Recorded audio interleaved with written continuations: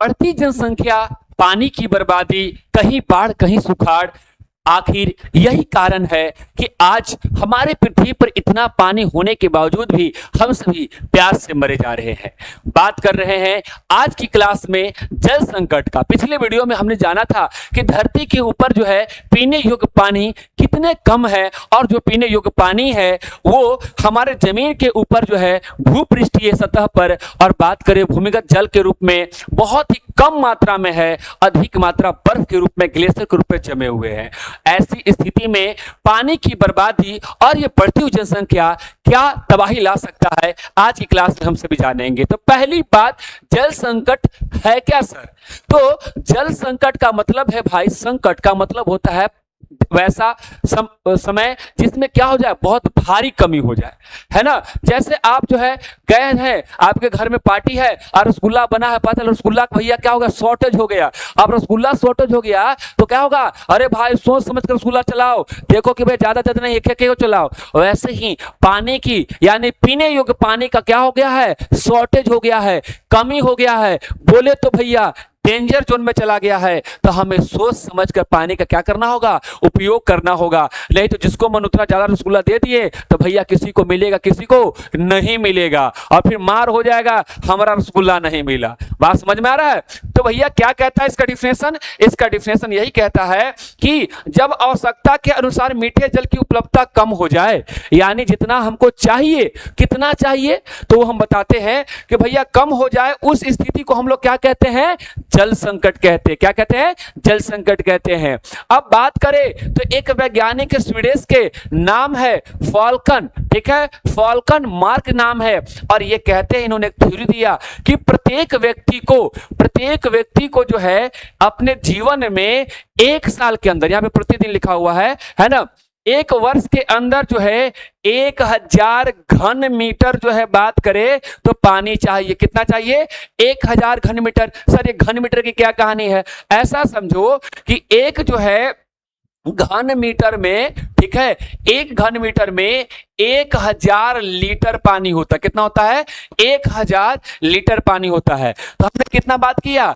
1000। तो 1000 गुने 1000 लीटर करेंगे तो कितना आ जाएगा? 1 पे 6 जीरो आ जाएगा, निकाय दहाई सैकड़ा हजार 10,000 लाख 10 लाख, यानी 10 लाख जो है लीटर पानी 1 साल में चाहिए। तो एक दिन में कितना चाहिए भैया? तो इसको 365 से क्या करो, भाग दे दो। क्या करो? 365 से तुम जो है भाग दोगे तो लगभग ये आ जाएगा आपका 2739 लीटर, कुछ पॉइंट में आएगा। तो 2739 लीटर एक दिन में चाहिए। आप कहोगे कि सर 2739 लीटर समझ रहे हैं, हम मुश्किल से 7-5-6 लीटर पानी पिएंगे। अब मान लीजिए कपड़ा उपड़ा धोने में, दैनिक क्रिया करने में मान लीजिए कि और 10 लीटर मान लीजिए, या 20 लीटर मान लीजिए, और कुछ जो है 10 लीटर और मान लीजिए, 30-40 लीटर में हम सर पूरा हो जाएगा मेरा सर काम, सर 50 लीटर में हो जाएगा। और आप यहाँ कह रहे हैं कि 2739 लीटर पानी चाहिए। स्वीडिश का जो है ना फाल्कन मार्क जो है ना, लगता है कि जो है पागल उगल है, इतना पानी क्या करेंगे। वो भाई पागल नहीं है, वो सही बात बताए हैं। खाली आप देख रहे हैं कि आपके आसपास कितना पानी है उसी का उपयोग कर रहे हैं, लेकिन फाल्कन मार्क कर रहे हैं कि भैया जो तुम कपड़ा पहने हो, तो इस कपड़ा को बनाने में फैक्ट्री में पानी का उपयोग हुआ है कि नहीं हुआ है, उसको काउंट नहीं करोगे। जो तुम खाना खा रहे हो, जो तुम फल खा रहे हो, जो तुम सब्जी खा रहे हो, उसमें पानी लगा है कि नहीं लगा है, तो वो सब काउंट करोगे तो लगभग जो है एक आदमी को 2739 लीटर एक दिन में पानी खपत करता है। तब इस हिसाब से सोचो कि क्या पानी उतना है, और इतना पानी नहीं है तो इसे ही क्या कहेंगे बच्चा? जल संकट कहेंगे। अच्छा, अब जल संकट हो कह रहा है, सिंपल सा बात है। संकट का मतलब ऐसा समझो कि मान लो कि तुम एक आदमी हो, है ना, घर पे तुम अकेले थे, पापा 1 किलो आम लाए। अब वो आम में जो तो क्या हुआ, एकदम आराम से, कोई टेंशन नहीं है, आराम से चुन कर जो खाने का मन खाए, टेंशन नहीं है। घर में मान लो 5 गो और लोग आ गया, ठीक है। अब आप देखेंगे हमारा ये वाला आम चाहिए, हमारा वो आम चाहिए, क्या होगा? थोड़ा सही हो जाएगा, यानी अब एक का हो के एक का हुआ मिलेगा। घर में मान लो 50 आदमी आ गया, तब अब क्या होगा, आम का जूस बनाया जाएगा, क्योंकि एक एक आम तो मिलने वाला नहीं है। अब जूस बनाकर एक का गिलास दिया जाएगा। अब मान लो 500 आदमी हो गया, तब भैया एक एक ठेपी पिलाया जाएगा। अगर 5000 हो गया, आम उतना ही है, तो 5000 हो गया तो भैया आम को टांग दिया जाएगा, कहा कि देखो यही आम है, ठीक है, क्योंकि पीने लायक तो बचेगा नहीं। तो वैसा ही पानी का है, पानी उतना ही है, और हम लोग जनसंख्या दिन पर दिन क्या कर रहे हैं, बढ़ाते जा रहे हैं। 2 से 4, 4 से 8, 8 से 16, 16 से 32। वाह वाह भाई वाह वाह, है ना। अगर यही हाल हुआ तो मार होने वाला है भैया। अगला युद्ध किसके लिए होगा, पानी के लिए होगा, ठीक है।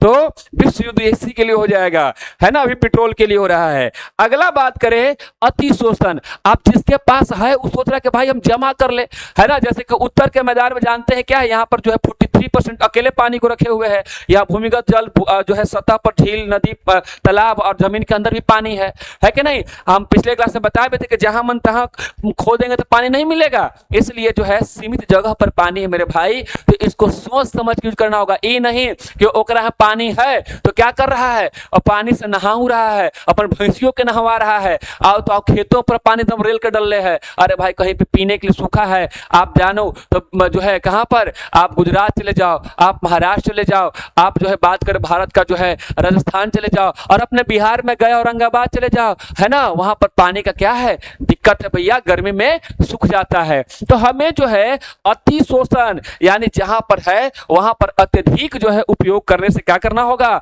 बचना होगा। और हम सभी जानते हैं कि सभी जगह पर भैया एक समान बराबर तो पानी नहीं है, कहीं पर पानी है, कहीं पर पानी नहीं है, कहीं पर बाढ़ है, कहीं पर सुखाड़ है। तो बाढ़ वाले जगह से सुखाड़ वाले जगह पर पानी पहुंचाने का योजना बनाना पड़ेगा, प्लानिंग करना पड़ेगा। और वो योजना और प्लानिंग क्या है हम सभी जो है जानेंगे अगले स्लाइड में। लेकिन बिहार बोर्ड आपसे जो है इतनी बातों से क्या क्या एमसीक्यू लघु और दीर्घ पूछ सकता है, आइए हम सभी क्या करते हैं, जानते हैं और समझते हैं।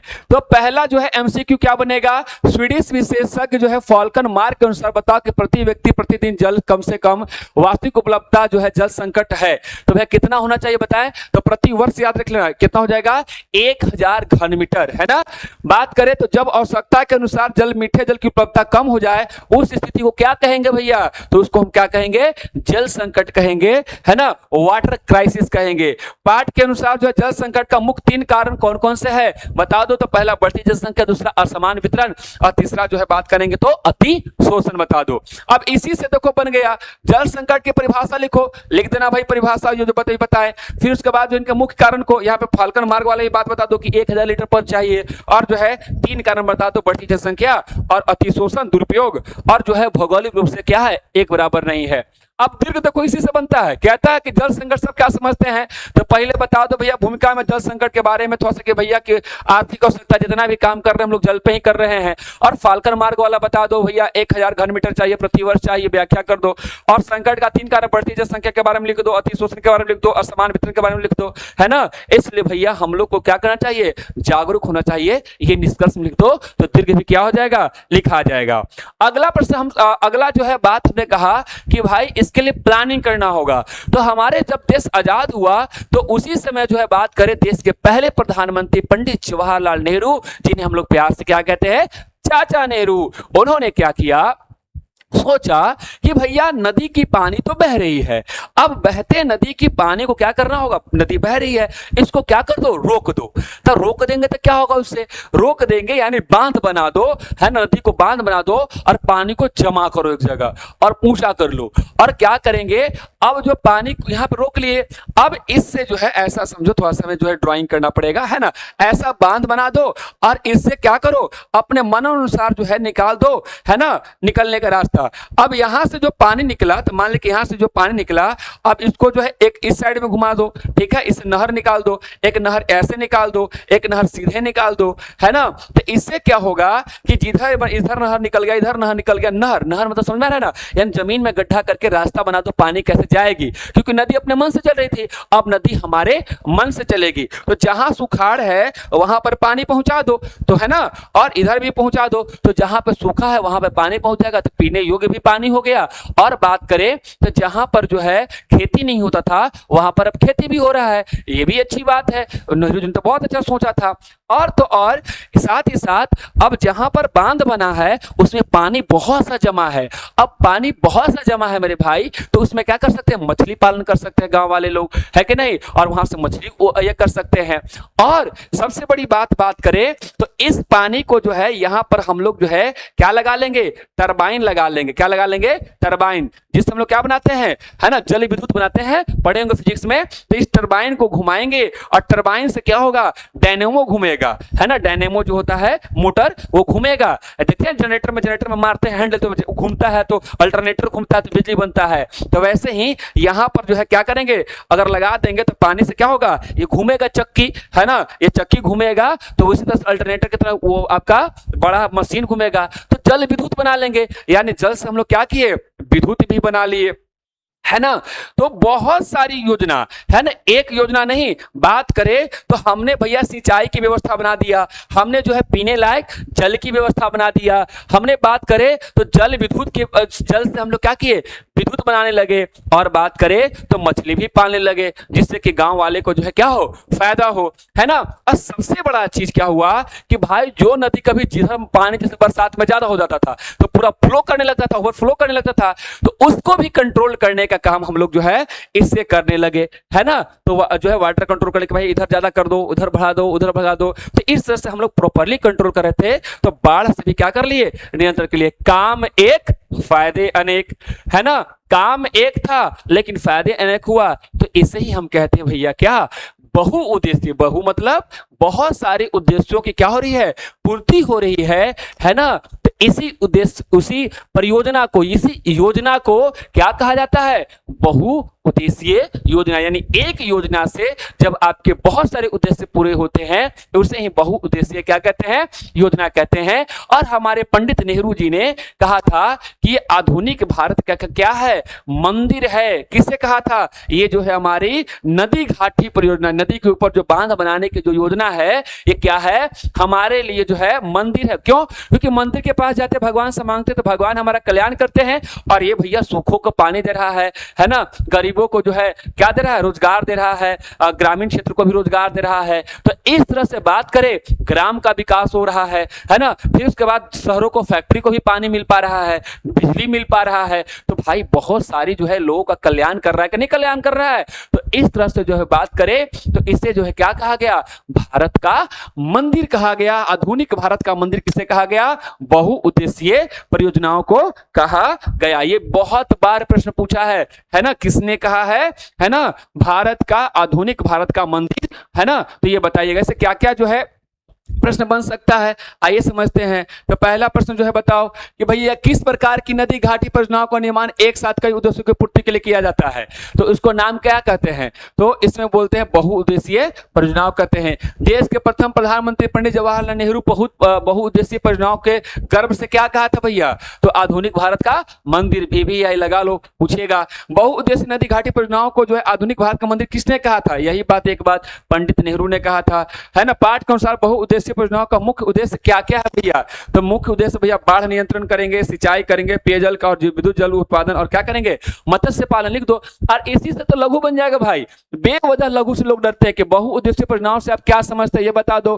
तो वैसी नदी घाटी परियोजना जिसका निर्माण केवल एक लक्ष्य के लिए नहीं बल्कि एक साथ कई उद्देश्यों की पूर्ति के लिए किया जाता है। इसके अंतर्गत हम लोग क्या कहते हैं, तो नदी पर बांध बनाकर जल को बहुआयामी उपयोग के लिए, यानी बहुत तरह से फायदा के लिए करते हैं। प्रश्न कहता है कि पंडित नेहरू ने बहुउद्देशीय परियोजनाओं को आधुनिक भारत का मंदिर क्यों कहा था भाई, तो इसलिए कहा था क्योंकि इस परियोजना से क्या हो रहा था, देश का सर्वांगीण विकास, मतलब सभी तरह से जो है फायदा होने का काम हो रहा था, है ना।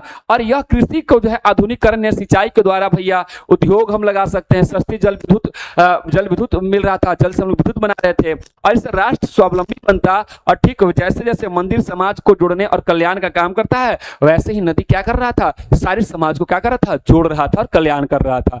दीर्घ उत्तर क्या बनेगा, बहुउद्देशीय नदी घाटी परियोजना की परिभाषा लिखते हुए इसके मुख्य उद्देश्य बताओ कि ये क्यों बना था, और बोलता है कि राष्ट्र निर्माण में इसका क्या जो है महत्व तत्व है, इस पे प्रकाश डालो। तो पहले भूमिका में लिखो कि बहुउद्देशीय परियोजनाओं का सरल परिभाषा बताओ कि नदियों के बड़े बांध बनाकर उसके जल का सामूहिक और कल्याणकारी उपयोग हेतु क्या कर रहे हैं, संचयन मतलब जमा कर रहे हैं। फिर बताओ, है ना, क्या है भैया, तो प्रमुख उद्देश्य बाढ़ नियंत्रण। नदियों में वर्षा काल में क्या होता है, बहुत ज्यादा जल हो जाता है, अतिरिक्त जल को रोक लेंगे और जान माल की क्या होगा, क्षति से बचा लेंगे। सिंचाई और पेयजल की व्यवस्था करेंगे, सूखाग्रस्त क्षेत्रों में नहरों के द्वारा जो है क्या करेंगे, पानी पहुंचाएंगे, घरेलू उपयोग जो स्वच्छ जल उपलब्ध हो जाएगा। जल से क्या बनाएंगे, विद्युत बनाएंगे, मछली पालन करेंगे। राष्ट्र के निर्माण में नेहरू जी ने कहा था जो बात, वो लिख दो कि भारत का जो है आधुनिक भारत का मंदिर है। कृषि, ग्रामीण अर्थव्यवस्था और औद्योगिक क्रांति को साथ साथ जो है फायदा होने वाला है। निष्कर्ष दे दो कि भैया आर्थिक और सामाजिक विकास की जो है रीढ़ की हड्डी है, जिसका सुचारू प्रबंध क्या है, अनिवार्य है। लेकिन बात यहीं तक खत्म नहीं हुआ, दिक्कत और भी थी। दिक्कत यह हुआ कि भाई हमने अभी एक पक्ष देखा कि भाई बांध बना लेंगे तो इतना फायदा, लेकिन बांध बनाने का क्या है, नुकसान भी है। हाँ, अभी तो फायदा बता रहे थे, हाँ भाई फायदा बता रहे थे, लेकिन इसका नुकसान है। बात करें तो इससे जो है जल विद्युत से बात करें तो देश के अंदर जो है वर्तमान भारत में 22% जो आपके और हमारे घर में बिजली है, उद्योगों फैक्ट्रियां जिससे चल रही हैं, वो बिजली जो है हमारा जो है जल विद्युत यानी जल यानी वाटर जो है ना, जो है उसी से जो है आपका क्या हो रहा है, चल रहा है, हाइड्रो इलेक्ट्रिसिटी से जो है चल रहा है। 22% जल बना रहा, जल विद्युत से प्राप्त होता है हमें। तो एक तरफ है हमारा क्या, जो चकमक संसार जो है, अगर लाइट कट जाए तो थोड़ा कल्पना करके देखो, जो है शहर में लोग रहते हैं, है ना, एक दिन लाइट कट जाए तो लोग जो बिना नहीले धोइले घूमेगा, है कि नहीं, 2 दिन कट जाएगा, 5 दिन कट जाएगा, 10 दिन कट जाएगा, तब तो सब हाय हाय तोबा करके शहर छोड़ के भाग जाएगा, है कि रह नहीं पाएगा। तो भैया ये जो लाइन बिजली बत्ती है, इसकी कीमत क्या चुकाना पड़ रहा है, तो यहाँ पर कुछ लोगों के जो है जीवन की कीमत चुकाना पड़ रहा है। हैं? ऐसे कैसे? तो बात यह है कि भैया जहां पर तुम बनाओगे, पानी को रोकोगे, नदी का पानी रोकोगे, तो नदी का पानी तो भैया इधर फैलेगा और इधर फैलेगा। अब इधर कोई ना कोई तो गांव होगा ना भाई, इधर कुछ ना कुछ लोग तो रह रहे होंगे ना, जिनका मिट्टी का घर होगा, ये होगा, है ना, जंगल होगा, तो सारे पेड़ पौधे जानवर और उनका गांव क्या हो जाएगा, पानी में डूब जाएगा, है ना। अब उनका घर डूब जाएगा तो सर बिजली भी बनेगा ना, तो सर उनका घर डूबे तो डूबे। अरे भाई सोचो जरा कि तुम्हारा घर डूब जाएगा, तुमको घर छोड़ के जाना पड़ेगा, कैसा लगेगा? सर नया जगह चल जाए। तो भाई सरकार बना रही थी मगर प्रॉपर उनको नया जगह सही घर नहीं दे रही थी, है ना। इसलिए वहां के लोगों ने क्या किया, विरोध किया कि भैया, है ना, हम अपना घर जो है डूबने नहीं देंगे, है ना। और इसका क्या किया, जमकर विरोध किया। और कुछ जो है एनजीओ यानी जो है नॉन गवर्नमेंट जो है ऑर्गेनाइजेशन, ठीक है, गैर सरकारी संस्था भी जो है उसका सपोर्ट किया। और पर्यावरणविद भी लोग भाई कि पर्यावरण को खतरा है, जंगल का जंगल डूब जाएगा, बहुत सारे पशु पक्षी को छोड़कर जंगल भागना पड़ेगा, है ना। और एक जगह पानी जमा है, तो पता नहीं कि पृथ्वी प्लेट पर तैर रहा है। अब प्लेट पर पानी का जब लोड पड़ेगा तो प्लेट हिल सकता है, और प्लेट हिलने से क्या हो सकता है, भूकंप आ सकता है, ठीक है। और सोचो अगर मान लो कि बहुत ज्यादा पानी जो है जमा हो गया किसके अंदर, ये आपका जो है डैम के अंदर, बांध के अंदर, और एक बैग टूट गया, तब भाई पूरा का पूरा गांव बह सकता है ना। तो जिस चीज से फायदा है उससे क्या है, खतरा भी है। इसलिए बात करें, यहां पर जो है एक आंदोलन चला था, नर्मदा बचाओ आंदोलन, जहां पर जो है नर्मदा नदी पर गुजरात में बन रहा था, है ना, डैम। तो वहां पर जो है स्थानीय लोगों और मानव अधिकार जो ह्यूमन राइट्स के कार्यकर्ता थे, उन्होंने जो है अपनी आजीविका, क्योंकि वहां पर कमाते थे, खाते थे, उनका खेत बह जाएगा, वो खेती कैसे करेंगे, इन सब चीजों को उससे जो है उन्होंने आवाज उठाया था। और आवाज उठाकर कहा था कि ये नहीं चलेगा, नहीं चलेगा, ठीक है। तो इन लोगों ने जो क्या किया था, नारा लगा था, हमारे जीवन बकस दो। तो सोचो उनके जीवन की कीमत पर जो है हमें ये बिजली और हमें ये पानी मिल पाता है, ठीक है। तो इसलिए जो है इनको अपनी आजीविका गंवानी पड़ती थी। तो ये मामला था, है ना। ऊर्जा का उत्पादन तो हो रहा था, लेकिन जल का जो है दोनों के बीच में जो है द्वंद्व भी होता। तो सरकार को इसमें जो है प्रॉपर उनको जो है रहने की व्यवस्था बनानी चाहिए, है ना, तब ये काम करनी चाहिए, है ना, क्योंकि उनको रहने का, उनको जो है व्यवसाय करने का, जीवन चलाने का, आजीविका चलाने का व्यवस्था भी बनाना चाहिए। ये प्रश्न क्या बन सकता है, भारत में कुल विद्युत का लगभग कितना प्रतिशत भाग जो है जल विद्युत है? तो बात करें तो जो है 22% भाग, कितना परसेंट, अभी 22% जो हम लोग हाइड्रो इलेक्ट्रिसिटी का यूज कर रहे हैं। नर्मदा बचाओ आंदोलन के जो है बांध का विरोध किसने किया था, ठीक है, नर्मदा नदी पर ये हो रहा था। और इसके जो प्रणेता थे कौन थे, मेघा पाटेकर, ये भी याद कर लेना कौन नाम थे, मेघा पाटेकर। गुजरात में नर्मदा नदी पर बन रहे विशिष्ट बांध को नर्मदा बचाओ आंदोलन चलाया गया, ठीक है। इसका नाम क्या था, सरदार सरोवर बांध, क्या नाम था, सरदार सरोवर बांध पे जो है इसका मामला चला था। और नर्मदा बचाओ आंदोलन का जो है करने वाला नेतृत्व का संगठन किस प्रकार का है भैया, तो ये एनजीओ था, यानी गैर सरकारी संगठन था, कोई सरकार का जो है नहीं था। और इसमें याद रखिएगा नाम क्या, मेघा पाटेकर। बड़े बड़े बांधों के निर्माण के विरोध में जन आंदोलन क्यों शुरू हो जाएगा भैया, विस्थापन का समस्या। विस्थापन मतलब एक जगह छोड़कर दूसरी जगह जाना पड़ेगा, तो बड़े बड़े बांध के निर्माण में स्थानीय लोग अपने पैतृक जमीन को क्या करना पड़ता है, और घर को छोड़ना पड़ता है, पिताजी का दादा का घर छोड़ना पड़ता है। आजीविका का नुकसान हो जाएगा, कृषि योग्य भूमि वन डूबने से स्थानीय निवासियों की जो आजीविका होता है, जो उनका रोजी रोजगार होता है, उनसे छीन जाता है। और पर्यावरण पे भी बड़े पैमाने पर जो है पारिस्थितिकी तंत्र असंतुलित हो जाएगी, है ना, सब डूब जाएगा। नर्मदा बचाओ आंदोलन क्या है, स्पष्ट करो भैया। गुजरात में नर्मदा नदी पे बांध बन रहा था, सरदार सरोवर पे बांध है, इसी के विरोध में चलाया गया था। स्थानीय लोग पर्यावरणविद एनजीओ के द्वारा चलाया गया। मुख्य उद्देश्य से विस्थापित जो है आजीविका को बचाना और उनकी जो है उचित पुनर्वास, यानी फिर से उनको कहीं अच्छे से बचाइए, और जो है उचित पर्यावरण की रक्षा करना। अगला क्या प्रश्न बनता है कि भैया ऊर्जा उत्पादन एवं जन आंदोलन के विस्थापन के बीच एक गहरा द्वंद्व है ना। एक तरफ जो है 22% जो है हम लोग क्या कर रहे हैं, ऊर्जा उत्पादन कर रहे हैं, दूसरे पर जो है जन आंदोलन हो रहा है। तो द्वंद्व बहुउद्देशीय परियोजना और नर्मदा बचाओ आंदोलन के संदर्भ में इस कथन का जो है क्या कीजिए, सविस्तार जो है समीक्षा कीजिए। तो पहले भूमिका में बताइए कि भैया देश का आर्थिक विकास और ऊर्जा सुरक्षा के लिए बड़े बांध बनाने क्या है, अनिवार्य है, लेकिन इसके लिए क्या होता है, स्थानीय आबादी की भारी कीमत क्या करनी पड़ती है, चुकानी पड़ती है, जिससे भारत का विकास बनाम क्या होगा, विस्थापन, यानी अलग जगह जाकर बसना में द्वंद्व उत्पन्न हो जाता है। ऊर्जा का उत्पादक पक्ष में सकारात्मक पहलू यह है कि भैया 22% पे तो जल विद्युत आता है, जिससे स्वच्छ और पर्यावरण अनुकूल ऊर्जा का एक बड़ा स्रोत है। लेकिन भैया जन आंदोलन का नकारात्मक पक्ष यह है कि विशाल क्षेत्र भैया क्या हो जाएगा, जलमग्न हो जाएगा, यानी पानी में डूब जाएगा और निवासियों को अपने जंगल जमीन और संस्कृति से बेदखल होना पड़ेगा, है ना।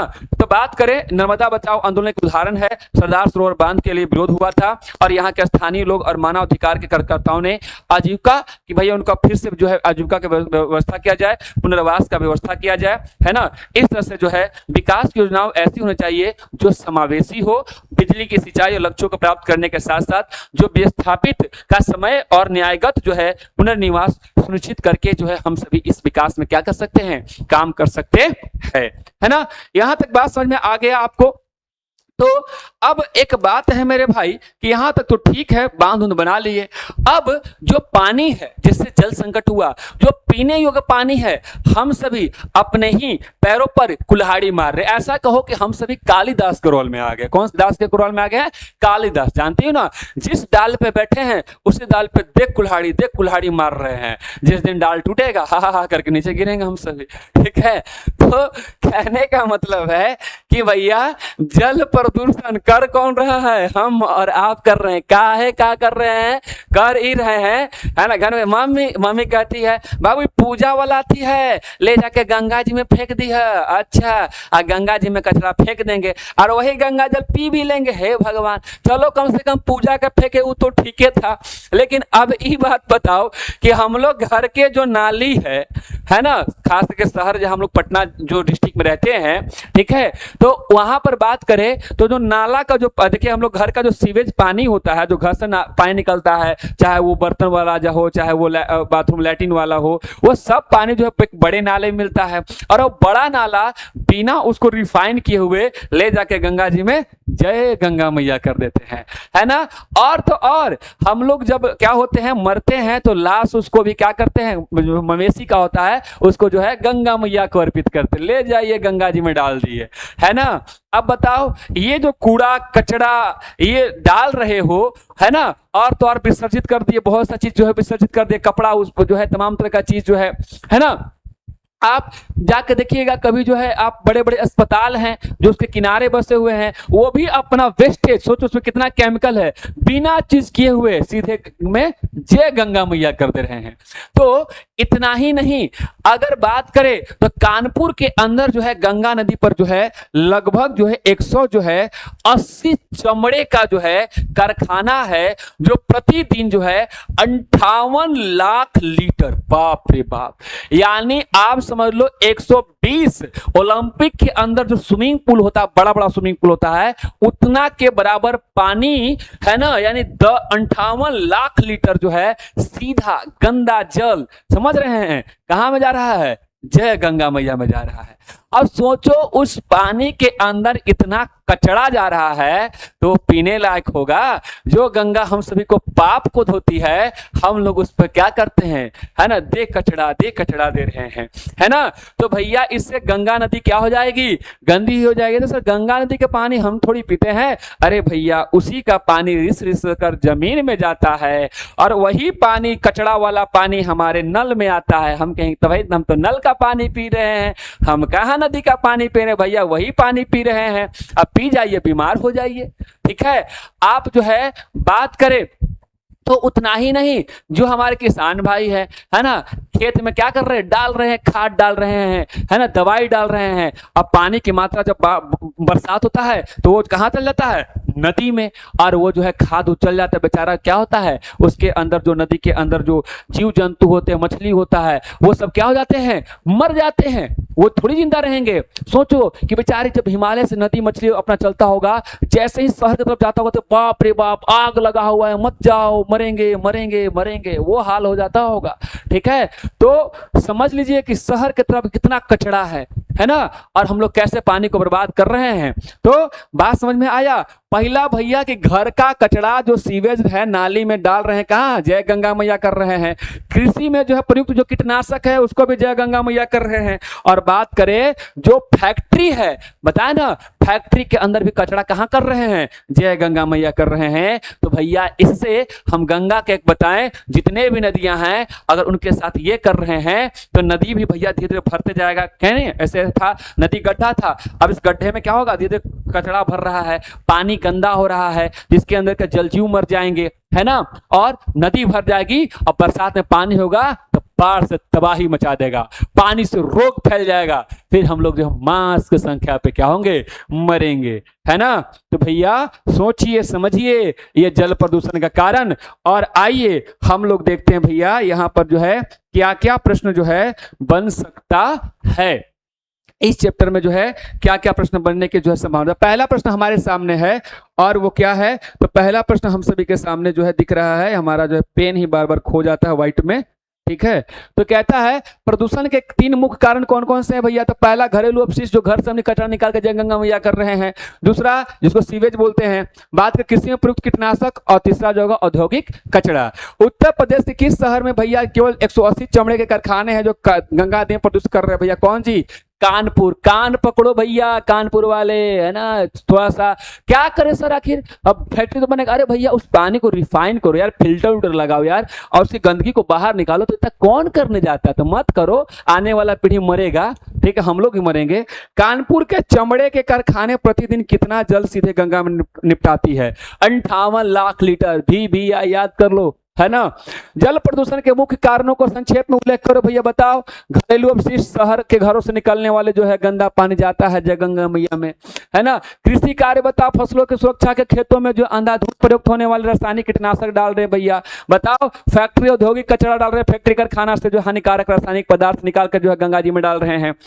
बोल रहा है गंगा नदी प्रदूषण में कानपुर का चमड़ा वाला का भूमिका बताओ भैया। 180 कारखाना है, और यहाँ पर 58 लाख बिना सोचे समझे जो बिना उपचार किए हुए सीधे गंगा में बढ़ा रहे हैं। और ऐसा ही रहेगा तो अत्यधिक उपयोगी और गंगा जी का पानी छूने नहीं, देखना हूं लायक नहीं होगा, तो देखूंगा तो बीमार पड़ जाएगा, ठीक है, ऐसे बोल रहे भाई साहब, ठीक है।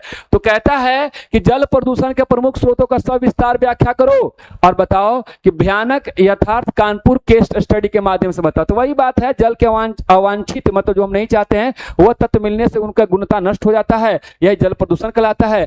आज विश्व में संकट है, जल प्रदूषण का कारण बताओ। घरेलू घरेलू अपशिष्ट, है ना, कृषि जनित प्रदूषण, ठीक है, और औद्योगिक अपशिष्ट हम लोग डाल रहे हैं। भयानक यथार्थ कानपुर वाला केस स्टडी बता दो, है ना, प्रतिदिन कितना 58 लाख डाल रहे हैं। और निष्कर्ष बता दो कि औद्योगिक और घरेलू अपशिष्टों को उचित शोधन यानी उसको जो है प्यूरिफाई करके जो है हम लोग क्या करें, जल प्रदूषण पर नियंत्रण पाना, है ना, इस अगर नहीं अगर करेंगे तो असंभव हो जाएगा।